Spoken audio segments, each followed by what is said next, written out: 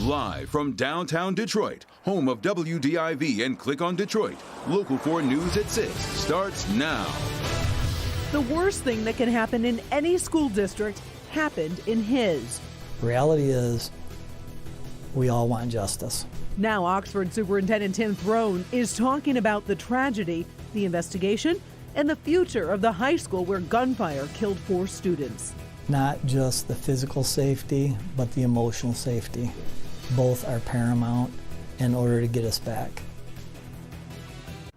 It's only been a little over 3 weeks since that unthinkable day at Oxford High. That was November 30th. 2 days after that, the superintendent appeared in a video message talking about healing and moving forward. He also said no discipline was warranted for the suspect prior to the shooting. Since then, teenagers Justin Schilling, Hannah St. Juliana, Madison Baldwin, and Tate Meir have been laid to rest. And Throne has been named in a lawsuit claiming he and others could have prevented their deaths. Tonight, Throne is speaking for the first time about that lawsuit, also a possible timeline for reopening the high school in a wide-ranging interview with our Devin Skillion. The grieving process with our families, the trauma that we've been put through. In our conversation, Tim Throne will often have to stop to try to come up with the right words to describe a horrendous tragedy that has its very own vocabulary of silence. Yeah, our hearts are broken. But our spirit is not. No, Oxford spirit is in strong supply as the town tries its best to welcome Christmas. But it's tough. There is no handbook for the conversations Throne has had to have. Yeah, probably a couple of the hardest conversations I've ever had to have with anybody. Yeah. For 4 of our families, their students are never coming home. You've also, though, of course, had to deal with a fair amount of anger from people too, and Yep. you've heard that in the public meetings and all. And I'm certain you sympathize with that anger and you understand the hurt, but it also isn't easy to be the target of that, is it? It's not. Just because I can understand it doesn't mean that it makes it easy. There's so many things that you have to juggle right now, because it would seem to me that one of the healthiest things would be, especially for the kids, to be back together, to be able to lean on each other. Absolutely. And they can't for a variety of reasons, not the least of which is COVID right now. How do you look at trying to get everybody to a place where they can again connect in this human way that right now is so necessary? Good question. And I would just say, not just the physical safety, but the emotional safety. Yeah. Both are paramount in order to get us back. Do you have an outlook for when you think that you can make that happen? Have you set a goal yet for when you want people back in place? I would say that it changes almost hourly. I'm hopeful that we will be able to have our high school students back before the end of January. That's where we're at now. That will require a lot of repair work for both the physical structure and the emotional one. Throne has already been informed by some teachers that they won't be coming back.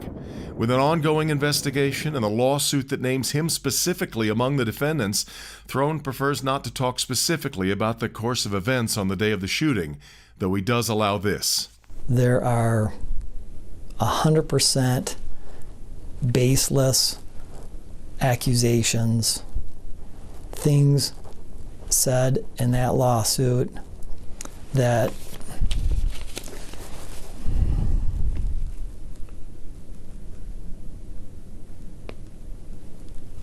I'm not sure I have a good word, maybe reckless. Reckless in the sense that it has re-traumatized our people.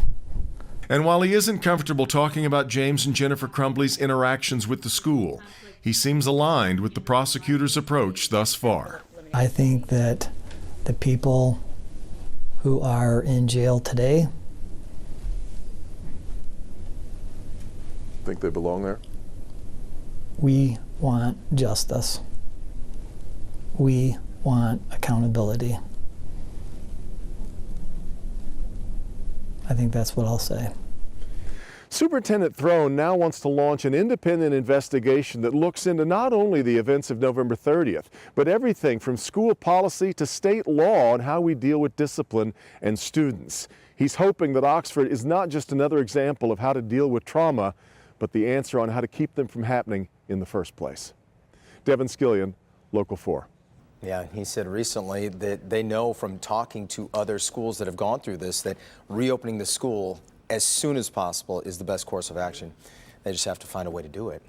We should also note, by the way, that Superintendent Throne was set to retire next month, but after the shooting, he announced he would delay those plans and stay on longer, saying that now is simply not the right time for him to leave. And the district is holding 2 virtual town hall meetings. That's going to happen in early January, and encouraging students, parents, and staff to keep reaching out through email to share their concerns about that return to school. And of course, we'll be following that very, very closely for you. Switching gears now, we're getting a look at updated COVID numbers in Michigan as U.S. health regulators authorize the first pill to treat the virus. The state is reporting 13,686 new cases over the past 2 days, about 6,800 per day. We've also lost another 392 lives to the virus. Meantime, the FDA authorized Pfizer's COVID pill, Paxlovid. It can be taken at home and is available to anyone age 12 and up who have mild to moderate symptoms. The U.S. government will buy enough Paxlovid to treat about 10 million people. And of course, COVID questions continue to come in, especially regarding the Omicron variant and the boosters. Dr. McGeorge is here tonight to answer more of your questions, and we're going to start with one about antibody tests. Frank? Yeah, Karen and Jason. So John asks, can someone get tested for antibodies to determine their resistance to COVID-19? Is there a numerical scale that doctors go by to measure a patient's strength against the virus? So John, antibody tests are really only useful at this point to screen for prior exposures or vaccination. At present, there is no number. It's technically called a titer that's done outside of research settings that's really an accepted marker of protection. Now here are some more of your questions. Bill asks, if a person gets and recovers from the Omicron COVID strain, is that person then protected from Delta and original COVID?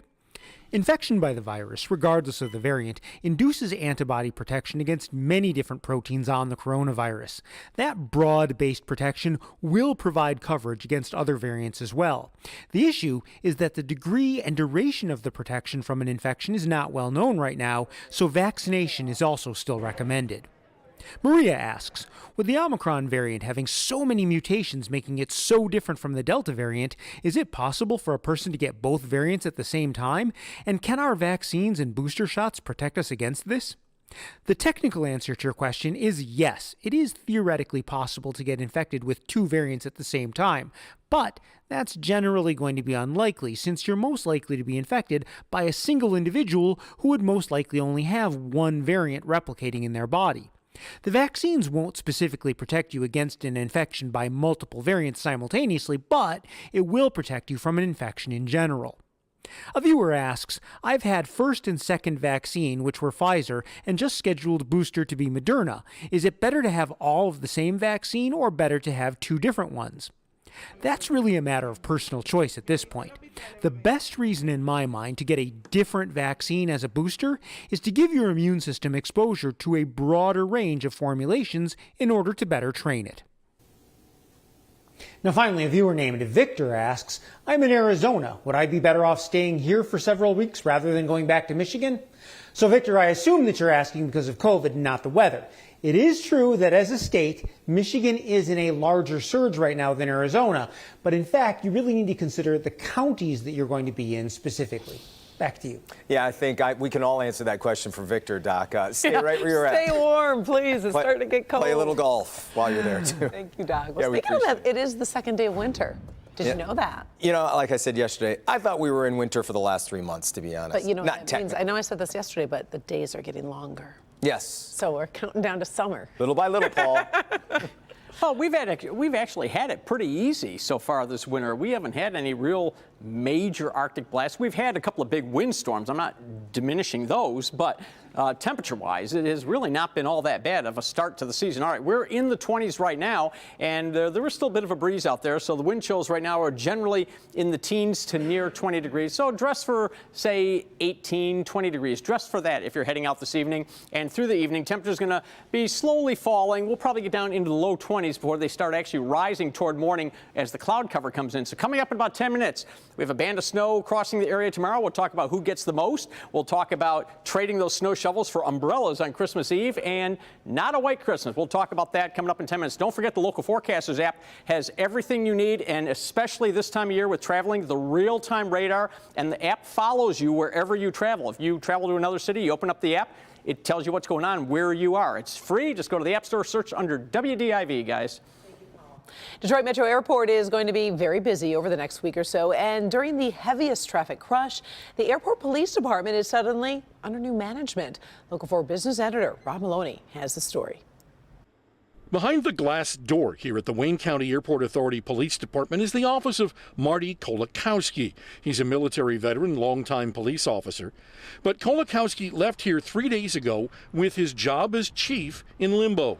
The Airport Authority sent Local 4 this statement today, quote, on Monday, December 20th, 2021, the chief of police was removed from his position as response to a personnel matter, which also involved HIPAA and other legal concerns. The chief is currently on leave. The Vice President of Public Safety, who has served as police chief previously, is serving as our acting chief, and this change will have no impact on current operations, end quote. The Vice President of Public Safety is one Darrell Brown, whose resume includes a long stint with DTE Energy. The Wayne County Airport Police are tasked with keeping the traffic moving outside the airport and along the circle drives in the departure and arrivals areas. Officers also patrol inside both terminals and also cover Willow Run Airport. Now, a lot of questions asked and not answered, like, for instance, is this an internal investigation? Is this being turned over to someone else? We simply don't know. We've spoken to the Airport Authority, and they say that because of legal issues, they just can't talk about it in the time being. So we're going to have to stay on top of this. Reporting live, Rod Maloney, Local 4. All right, we know you will. We appreciate it. Thank you, Rod. And ahead here at 6, a local family gets an unexpected visit from police, and everyone, well, they end up smiling. We've got that. Plus, here's Victor. Tonight, a man is lucky to be alive after he fell victim to some type of biking accident on this very busy street. But coming up in just minutes, see exactly what happened that saved a life.